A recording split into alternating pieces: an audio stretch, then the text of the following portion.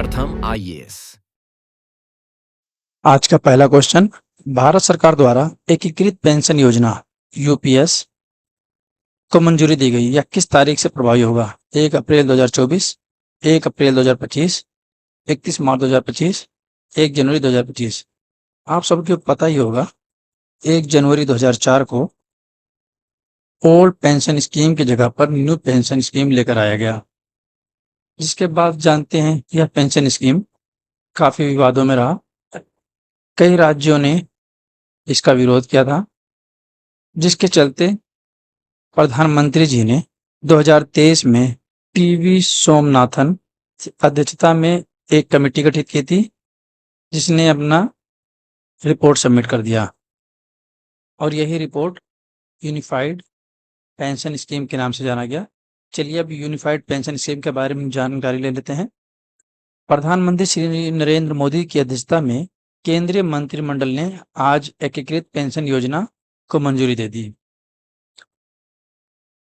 इसकी जो प्रमुख विशेषताएं हैं, आप लोग इसको रट जाइएगा, मेंस के पर्पज से भी और प्रीलिम्स के लिए भी इम्पोर्टेंट है। इसमें सुनिश्चित पेंशन की बात की गई है। 25 वर्ष की न्यूनतम अर्हक सेवा के लिए सेवानिवृत्ति से पहले अंतिम 12 महीनों में प्राप्त औसत मूल वेतन का 50% आपको पेंशन दिया जाएगा। पहली बात आप याद रखिएगा, 50% दिया जाएगा, जिसके लिए न्यूनतम 25 वर्ष की कार्यकाल होना चाहिए।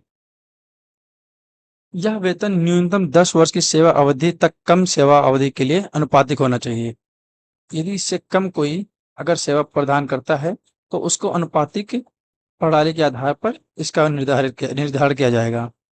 सुनिश्चित पारिवारिक पेंशन, कर्मचारी की मृत्यु से ठीक पहले की पेंशन का, यदि किसी कर्मचारी का डेथ हो जा रहा है तो कर्मचारी की मृत्यु से ठीक पहले की पेंशन जो लास्ट मंथ प्राप्त किया होगा, उसकी आय रही होगी, उसका 60% उसको दिया जाएगा पेंशन।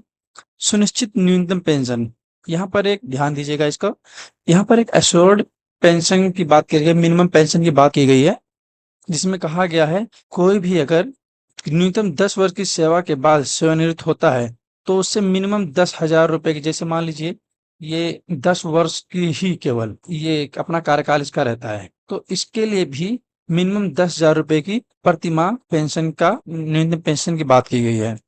मुद्रास्फीति सूचकांकीकरण, सुनिश्चित पेंशन, सुनिश्चित पारिवारिक पेंशन और सुनिश्चित न्यूनतम पेंशन पर सेवा कर्मचारियों के मामले में औद्योगिक श्रमिकों के लिए अखिल भारतीय उपभोक्ता मूल्य सूचकांक पर आधारित महंगाई राहत की बात की गई है।